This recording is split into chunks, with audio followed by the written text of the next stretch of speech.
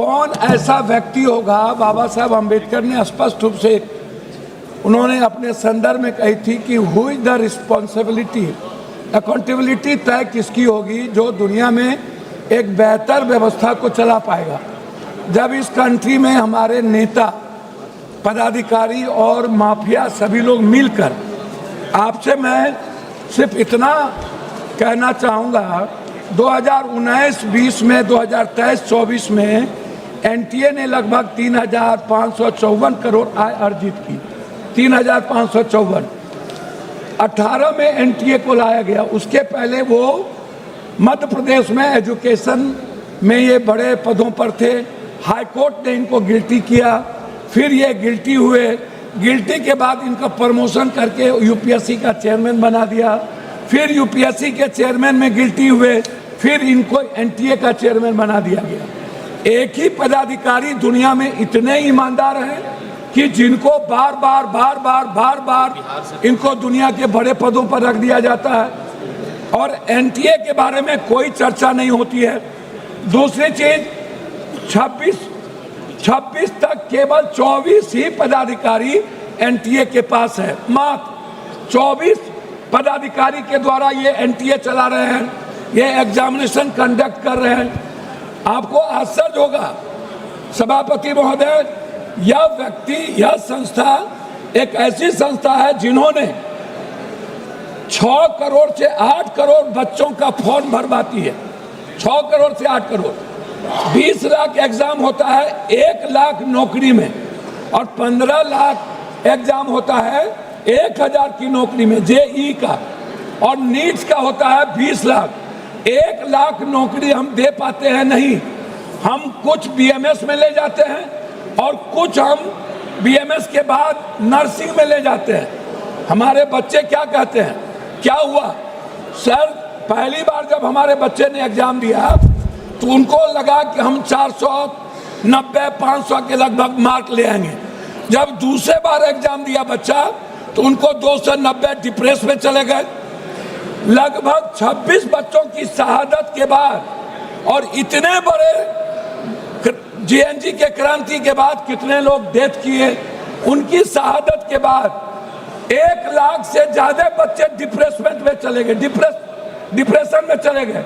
उसकी चर्चा इस भारत में नहीं है कि जो पहली बार 500 मार्क्स लाते और दूसरी बार 296। पहले बार जो क्वेश्चन था वो ब्रॉड था और दूसरे बार जो क्वेश्चन आया वो सेलेक्टेड कर दिया गया। मैं जानना चाहता हूं इस सरकार से 6 से 8 करोड़ फॉर्म क्यों भराया जाता है, ये पैसा एनटीए को क्यों दिया जाता है, ये इसमें किसकी किसकी हिस्सेदारी है। दूसरी बात कि ये कहते हैं कि इन्वेस्टिगेशन कौन करेगा, इन्वेस्टिगेशन को तय कौन करेगा। सीबीआई ने 5 बेईमान और चोर को, जैसे संजय मुखिया को जिसने सबसे बड़ी चोरी की बिहार में क्वेश्चन रिकॉर्ड में, उसको बरी कर दिया।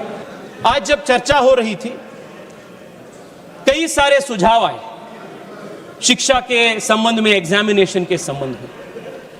आई want to ask myself a question that many students ask every day. Why is our education system like this today? Exam system जो ब्रोकन हो चुका है, एग्जाम सिस्टम में जो फॉल्ट्स है, this is only a symptom. The real problem is with the education system.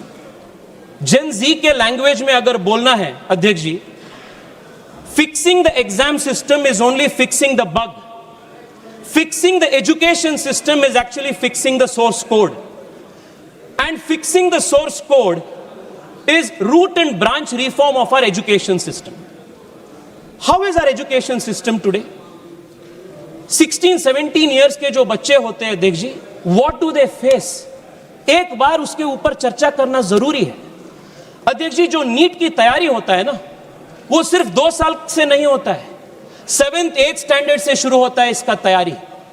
रोज घर पे बोला जाता है 10वीं कक्षा में लाइफ का टर्निंग पॉइंट है, प्रेशर कुकर में शुरू होता है बच्चे। 11th 12th में हर दिन गांव से जो बच्चे जाते हैं कोचिंग हब्स में, कोचिंग सिटीज में, कोटा हो, पुणे हो, छोटे एक डॉर्मेट्री या हॉस्टल में छोटे रूम बनवाते हैं, 2 साल वहां 3 साल वहां वो रहते हैं, और क्या पढ़ाया जाता है उनको? No creative thinking, no first principles thinking, no problem solving skills. सिर्फ रट करना होता है सुबह से रात तक, सुबह से रात तक। सुबह 4 बजे से शुरू होते रात 10-11 बजे तक, ना खेल ना दोस्ती, घर परिवार से बातचीत नहीं। एक प्रकार से मशीन बन जाते हैं बच्चे। और जब बच्चों को वीकेंड पे या उनको समर में 10-15 दिन का छुट्टी मिलता है, जब घर पे जाते हैं सब रिश्तेदार उनसे पूछते हैं एग्जाम के ठीक तैयारी हो रहा है ना, कितना होगा रैंक, इस बार अच्छा मार्क्स होगा ना। और कंपैरिजन होता है, जो पड़ोसी का बच्चा होता है उनके साथ कंपैरिजन होता है, जो रिश्तेदार का बेटी होता है उनके साथ कंपैरिजन होता है। अध्यक्ष जी, 16-17 इयर्स बच्चा, what is the stress that we are putting into. और मैं प्रियंका जी को आज मैं रिक्वेस्ट करना चाहता हूं, प्रियंका जी, आपने ये एजुकेशन सिस्टम के बारे में इतना टिप्पणी की ना, ये एजुकेशन सिस्टम किसका लेगेसी है? ये एजुकेशन सिस्टम में बोलता हूं 34 ईयर्स से जो नए शिक्षा नीति को आप नहीं लाए थे, this is the old education system which is producing clerks, which is producing no original thinking. आज देश में एक बड़ा प्रश्न उठा रहा है अध्यक्ष जी, why is India not building great product companies? Why is India not producing original research? Why are Indian universities not in the top 100? Because fundamentally our education system promotes rote learning, memorization and रट मार के exam पास करना. This has become the structure. और मैं आज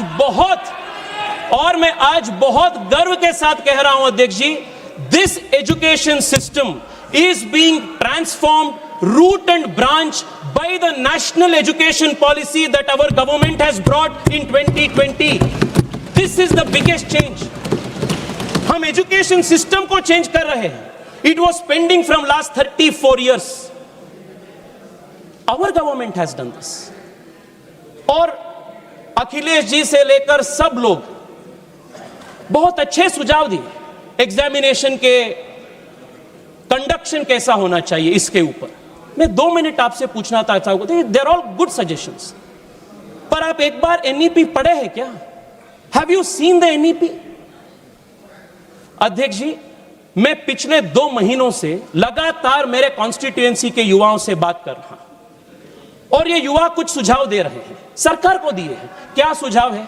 1, आप पूरे अपना एजुकेशन सिस्टम को 8 साल 10 साल का जो अपना तैयारी है, you are deciding it on 1 day. 1 दिन का 3 घंटे का एक परीक्षा में अपना पूरा डिसाइड हो रहा है फ्यूचर. अगर मुझे उस दिन वायरल फीवर आ गया, माइग्रेन आ गया, या जैसे बैंगलोर में जब नीट का एग्जाम हो रहा था, री नीट का, कांग्रेस पार्टी का बड़ा एक आंदोलन हो रहा था, ट्रैफिक जैम में कुछ बच्चे वहां they could not reach the examination on time. ऐसे कई सारे चीज होते हैं. The question was, the reform that the students asked was, please do not have 1 day, 1 examination that will decide our future.